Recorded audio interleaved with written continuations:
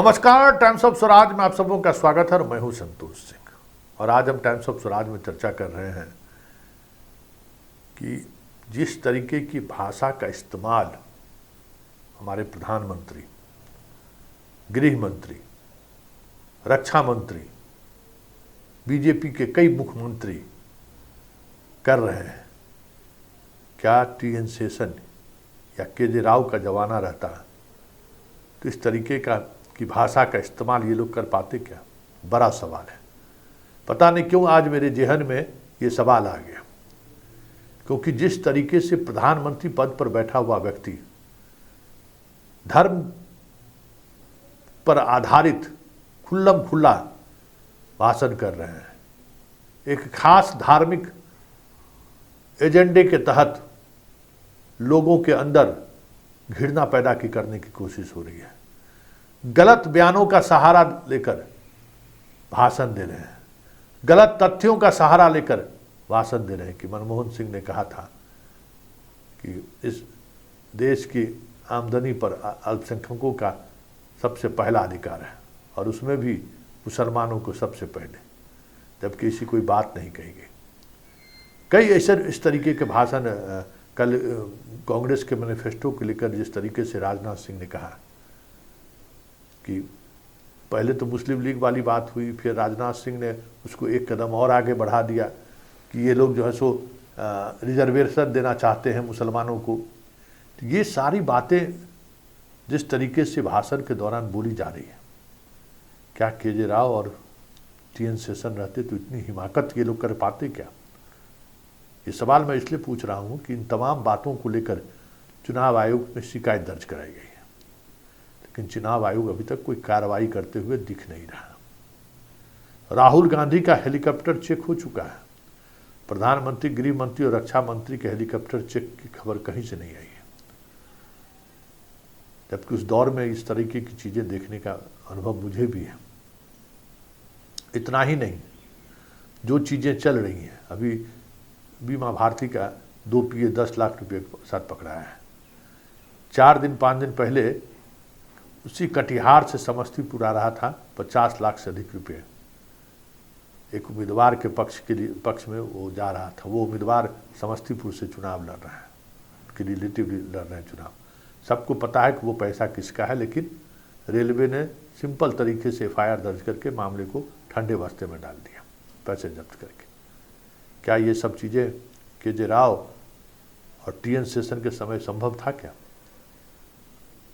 और अगर ये सारी चीज़ें चलती रही तो फिर इस लोकतंत्र को कौन बचाएगा? इसलिए तो प्रधानमंत्री तो नहीं कहीं चुनाव आयुक्त की नियुक्ति के मामले में जो एक आयोग बना था उससे चीफ जस्टिस को बाहर करवा दिया, क्योंकि ये चीज़ें चर्चा होनी शुरू हो गई है।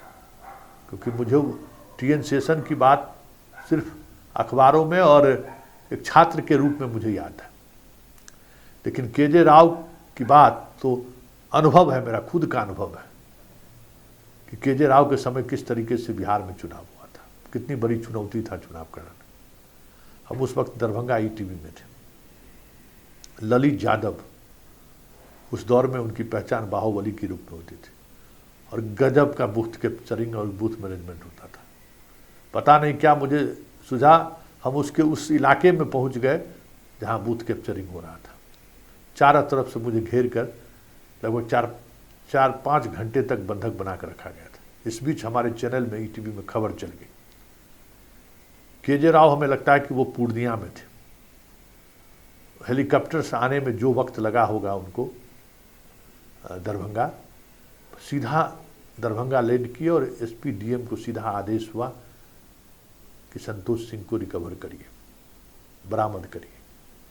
जब तक वो थे तब तक मुझे छोड़ दिया गया था और मैं सड़क पर पहुंचने वाला, मतलब उस ग्रामीण इलाके से सड़क पर पहुंचने ही वाले थे, तब तक चारों तरफ से पुलिस पहुंच गई।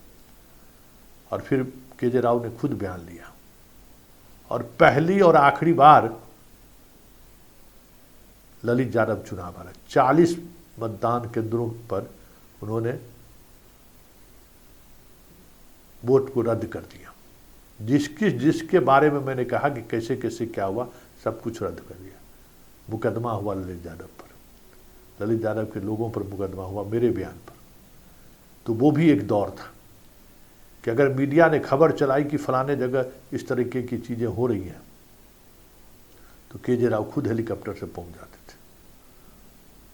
इस तरीके से चुनाव हुआ। और आज देखिए खुल्लम खुल्ला सत्ता में बैठे हुए लोग मशीनरी का दुरुपयोग कर रहे हैं। चुनाव में खुल्लम खुल्ला सब कुछ दिख रहा है। भाषाई मर्यादा को तो तोड़ ही रहे हैं। जिस तरीके के भाषा का इस्तेमाल करना पूरी तौर पर गैर संवैधानिक है, प्रधानमंत्री खुद उस तरीके का भाषा का इस्तेमाल कर रहे हैं। नीचे का कार्यकर्ताओं की क्या स्थिति होगी आप समझ सकते हैं। खुल्लम खुल्ला पैसे शराब सब कुछ बट रहे हैं। कहने को तो चुनाव आयोग निष्पक्ष है, लेकिन कहीं भी चुनाव आयोग का धमक दिख नहीं रहा है। हम लोग को याद है कि जैसे ही आचार संहिता लागू होता था, क्या मजाल कोई अधिकारी बाएं दाएं कर ले। यहाँ देखिए पाठक जैसा कई पदाधिकारी है, रोज कुछ न कुछ खुरफाती करते रहता है, क्योंकि उसको डर ही नहीं है कि चुनाव आयोग जो है दंतहीन विषहीन संस्थान बनकर रह गया है।